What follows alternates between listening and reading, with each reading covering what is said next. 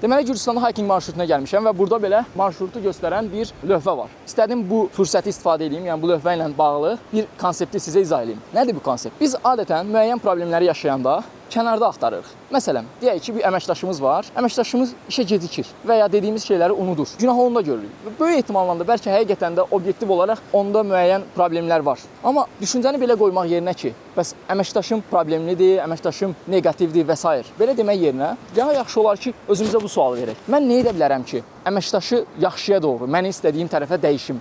Mən nə edə bilərəm? Yəni özümüzə bu sualı verə bilərik. Burada deyəcəyim hekayə odur ki, baxın, Azərbaycanda bu tip lövhələri düzəldən müəyyən bələdçilər var. Onlar bəzi təşkilatlardan qran tuturlar və daha sonra bu lövhələri düzəldirlər. Onların ən çox şikayət etdikləri şey odur ki, Azərbaycanlılar vəhşidir və lövhələri qırırlar. Mən indi onlara demək istəyirəm ki, özünüzə sual verirsiniz ki, mən nə edə bilərəm? Yaxşı, bu Azərbaycanlılar vəhşidir. Azərbaycanlılar bunu qırırlar. Amma mən nə edə bilərəm? Baxın, məsələn, Gürcü özünə bu sualı verir və deyib ki, mən onu edə bilərəm ki, biraz hündür edeyim. Yəni, lövhəni bura vurmaq yerinə ora vurum. Nəticə olaraq görürsünüz, əlim çatmır. Yəni, hətta bir Azərbaycanlı olaraq mən gəlmişəm bura, deyir sizə vəhşi. Mən gəlmişəm də bura, burada gəlmişəm. İndi qıra bilərəm, nə onu? Amma qıra bilmirəm, boyum çatmır çünki. Bu bəlkə problemi tam həll eləməz, amma 90% hallarda həll eləyir. Ona görə bu çox dəyərlidir ki, özümüzə sual verək.